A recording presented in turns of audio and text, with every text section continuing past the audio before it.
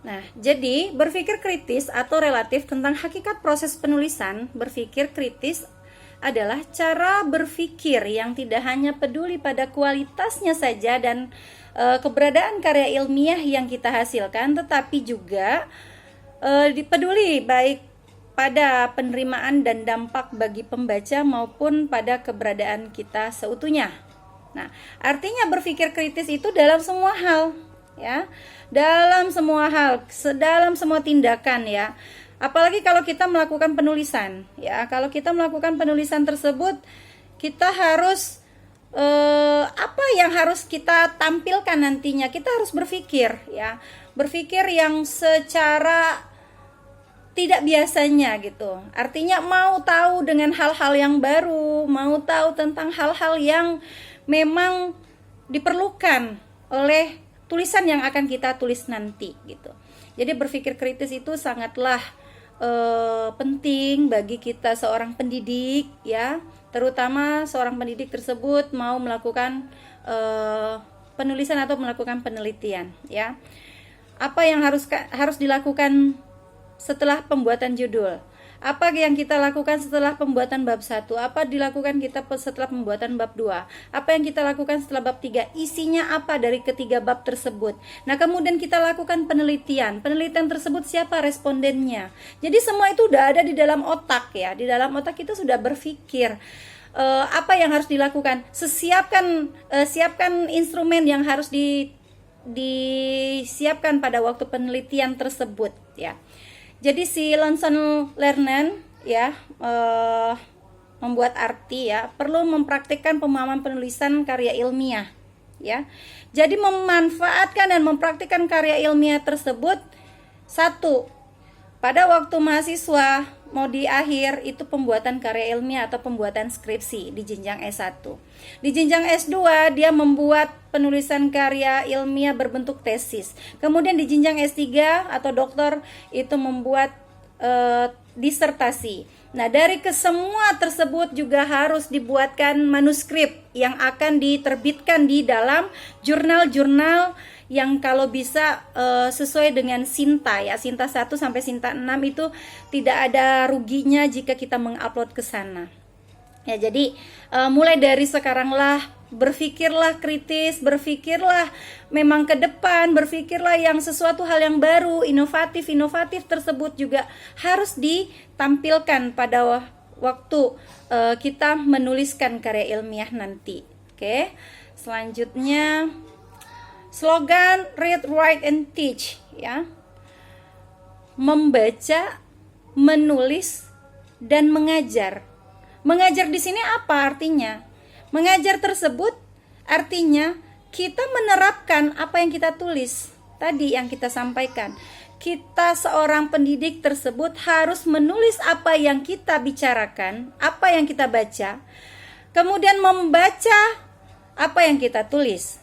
Atau berbicara apa yang kita tulis. Nah, jadi bisa dipertanggungjawabkan. Sebegitu juga halnya pada waktu dilakukan akreditasi. Apa yang kita kerjakan kita tulis, apa yang kita tulis kita kerjakan. Jadi slogan tersebut tidak harus di dalam karya ilmiah, ya. Kenapa kita diajarkan berpikir kritis? Jadi apapun, jadi manusia itu, ya. Jadi manusia itu mempunyai karakteristik yang unik, ya. Manusia itu tidak luput dari lupa. Jadi bagaimana kita seorang pendidik, bagaimana kita seorang mahasiswa tersebut bisa menerapkan dan bisa membuang rasa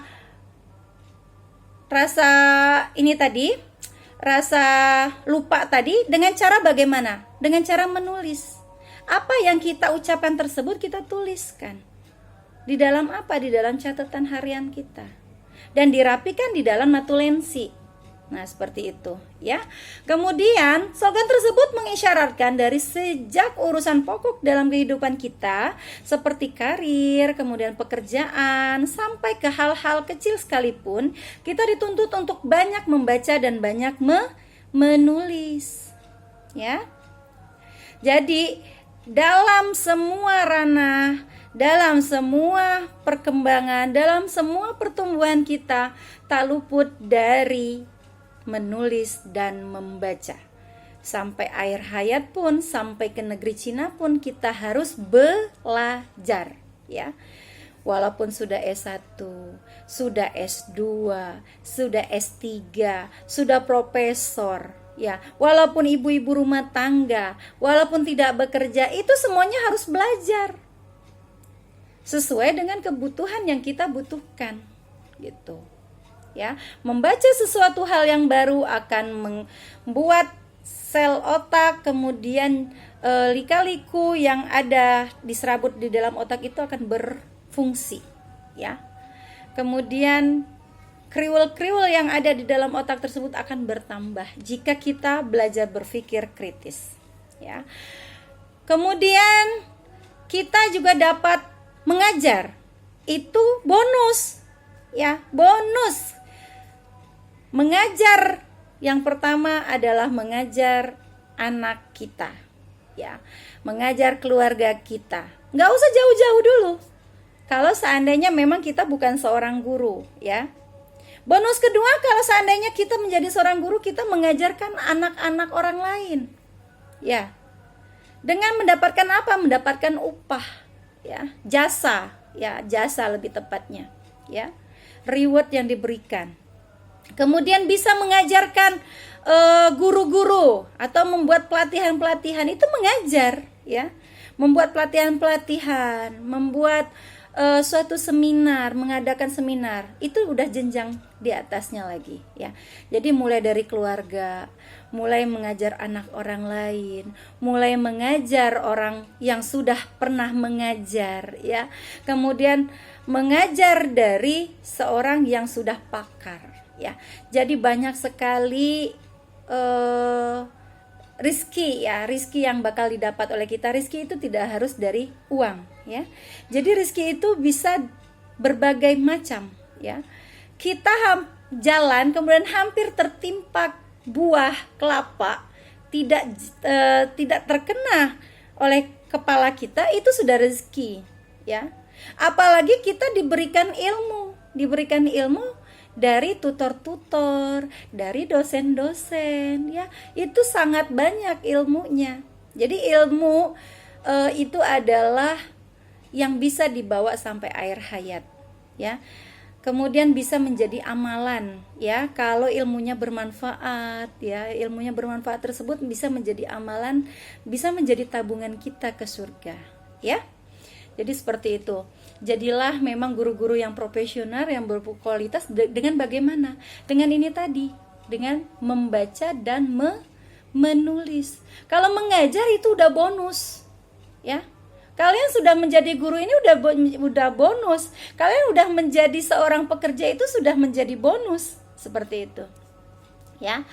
Kemudian proses penulisan untuk memenuhi aspek logos, patos, dan etos, kita perlu mengembangkan cara berpikir logis, sistematis, objektif. Selain itu juga cara berpikir kritis, reflektif, dan komprehensif, ya. Jadi secara menyeluruh, ya. Kemarin kita sudah bahas tentang logos, patos, dan etos, ya. Diulang lagi di dalam pertemuan ini. Kemudian ada aspek logos ditunjukkan agar karya ilmiah kita mendapatkan respon rasional dan kognitif, ya. Sementara aspek patos untuk menimbulkan respon emosional dan aspek etos untuk memperlihatkan kompetensi dan reliabilitas kita.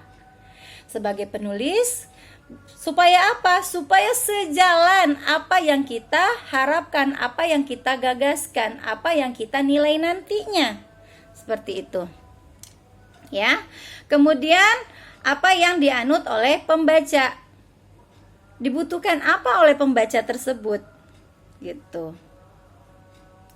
Istilah berpikir analisis dan berpikir kritis sintesis sebaiknya dipahami sebagai masing-masing cara berpikir analisis dan cara berpikir humanitis, dan setidak-tidaknya masing-masing sebagai cara berpikir induktif dan cara berpikir deduktif, ya.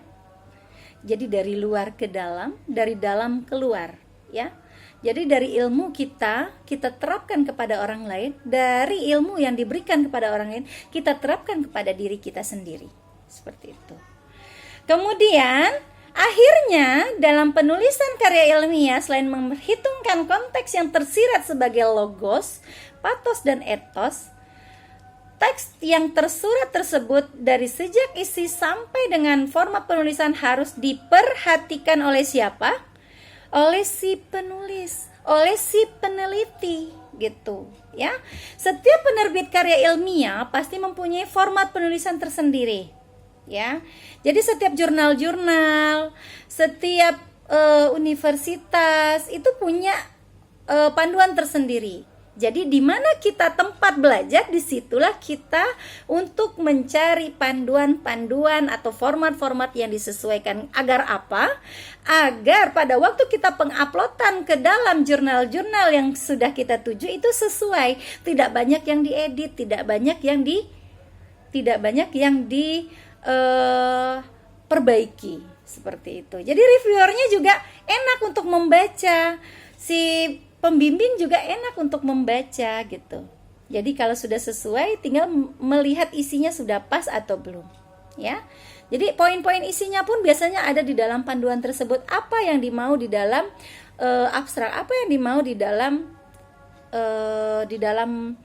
latar belakang, apa yang dimau di dalam tinjauan pustaka, sampai dengan di daftar pustaka bagaimana cara penulisannya. Toh baik-baik kalau kemarin kita sudah belajar Mendeley, ya. Jadi alhamdulillah sekali kita sudah terpapar paling tidak. Kemudian tinggal menganalisa dulu, baru mengaplikasikannya nanti, ya. Kalau sudah mengaplikasikannya di dalam tugas-tugas yang sudah diberikan oleh dosen ataupun tutor, ya alhamdulillah, ya. Alhamdulillah, dan memang itu adalah bonus bagi kalian. Sudah terbiasa mendapatkan ilmu lagi gitu, ya. Kemudian setiap penerbitan karya ilmiah pasti mempunyai format penulisan sendiri pasti, ya. Aturan mengenai format penulisan nampak seperti urusan sepele dan memang banyak yang mengabaikannya. Karena apa? Sudahlah, buat-buat dulu, nanti juga toh bakal dikoreksi. Jangan seperti itu, ya. Jadi kalau kita membuat sesuatu hal itu, membuatlah dengan yang sebaik-baiknya. Karena apa? Setiap kita melakukan pembuatan sebaik-baiknya, biasanya, ya, itu menjadi penilaian bagi seorang pembimbing.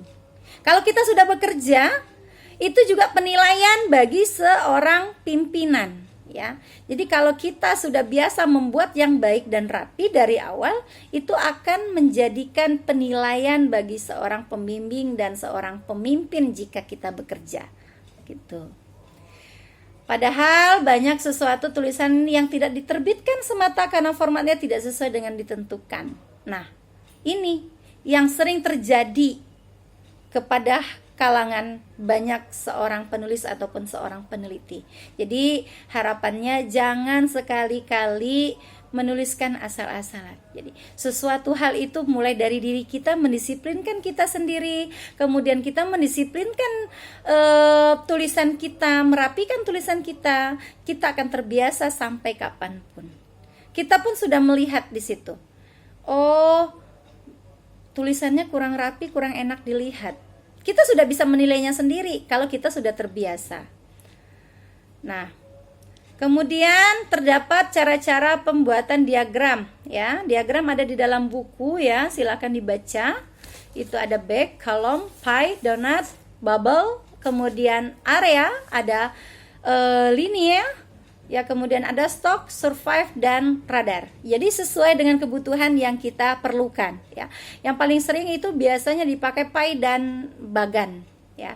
Kemudian diagram ini disajikan di dalam dalam panduan, yaitu dalam variabel dan dalam diagram dengan 2 atau lebih jenis diagram yang di dalamnya. Boleh dipakai, itu biasanya 2 atau 2 jenis itu biasa di PowerPoint pada waktu kita pemaparan. Nah, seperti itu yang dipakai, ya. Jadi kemudian teknik penulisan karya ilmiah secara naratif dan memadu dengan tabel tersebut disajikan dalam kegiatan belajar, ya. Kemampuan tersebut sudah dicapai berarti kalau seandainya sudah ditabelkan dalam tabel, kemudian dalam di sampingnya ada bagan, itu sangat menarik ya dilihat. Kemudian kegiatan kedua di dalam KB di dalam buku ya, itu membuat diagram bag, column, pie, donut, bubble, kemudian area, kemudian linear, kemudian stock, survive, dan radar, serta sederhana.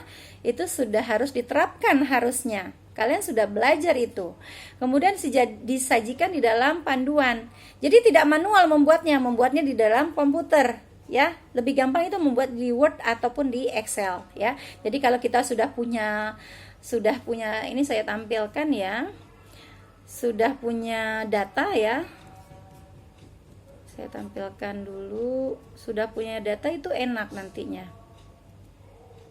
Bentar ya. Nih. Ini masih terlihat ya yang saya tampilkan? Masih? Belum, Belum terlihat? Belum. Oke, baik. Sebentar ya. Ini nggak terlihat ya? Dismissing. Kalian terdengar suara saya ya? Terdengar, Bun. Oke. Ini terlihat? Terlihat ya tabelnya ya? Oke. Terlihat, Bun. Sebentar ya. Saya lihat dulu. Nah, misal di sini ada data ya. Nah, ini sekalian praktik. Ini sebenarnya kalian belajarnya di biostatistik. Namun kalau seandainya ini diterapkan juga bisa ya. Oke.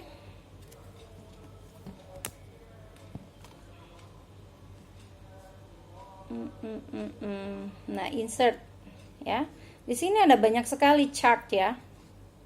Chart itu diagram. Jadi bisa kalian ini diagram kolom ya. Kemudian ini yang pie ya. Oke, kalian di ini dulu. Kalian blok ini datanya, misalnya ini nilai siswa ya. Kemudian kalian tampilkan di sini. Oke.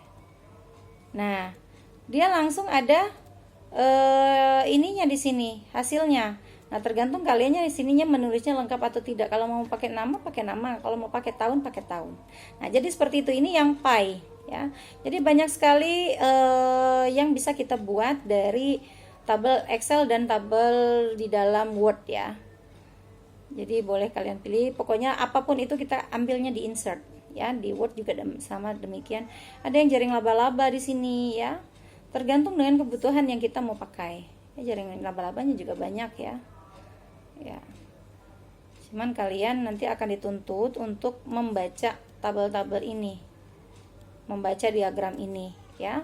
Jadi kalian itu harus tahu data yang kita tampilkan ini memang data kita, bukan data orang lain. Nah, ini diagram batang ya. Ada yang memang seperti ini ada yang seperti ini. Nah, ini hitam putih ini karena datanya kita satu. Kalau coba misal kita buat di sini adanya datanya 2. Ya. Oke, sorry. Oke, sebentar ya. Nah. Jadi di sini. Nah, kalian blok aja dua-duanya di sini, kalian insert. Ambil chartnya di sini. Ambil yang ini tadi 2. Nah, 2 bagan dia. Ini adalah kolom 1, ini kolom kedua, dan jangan lupa di sini biasanya ada nama kolom ya, diinsert saja di sini. Ya. Di sini ada nama ya. Ini nomor ya, kemudian di sini mungkin ada nama. Sorry ya, di sini kalian menuliskan nama. Apa ini? Nama, kemudian di sini kalian menuliskan nilai awal ya, apalagi awal. Apalagi kalau kalian nanti penelitiannya PTK, biasanya ada nilai awal dan nilai akhir. Atau siklus 1 atau siklus 2, boleh ya, terserah. Nah, seperti itu. Kalau semuanya ini kalian blok, dia akan muncul sendiri ya. Ini praktik komputer dan praktik biostatistik harusnya ya, bukan di sini. Insert, kemudian kita mau pakai pie. Nah, seperti ini ya. Jadi ini nomor, ada nama Oh, sorry, di sini nggak ketemu. Ya, jadi seperti itu. Nah, saya tampilkan hanya narasinya saja. Kemudian ini bisa ditampilkan pada waktu nanti kalian belajar komputer gitu ya. Sistem komputer semuanya akan dipelajari. Jadi semuanya itu ada tahapan. Oke, lanjut ke slide 9. Kayaknya habis slide 9 terakhir deh. Ya, jadi pengembangan lebih lanjutnya seperti membuat diagram, kemudian 3 dimensi diharapkan dilatih sendiri oleh mahasiswa. Nah, jadi tugas mahasiswa adalah untuk melatih sendiri ya dari yang sudah diaplikasikan di dalam buku, dan saya sudah memberikan gambaran-gambaran bagaimana cara pengambilan dari Excel ataupun Word, sama saja. Word sama Excel gampang saja. Ada yang lebih gampang, nanti kalian punya program SPSS ya.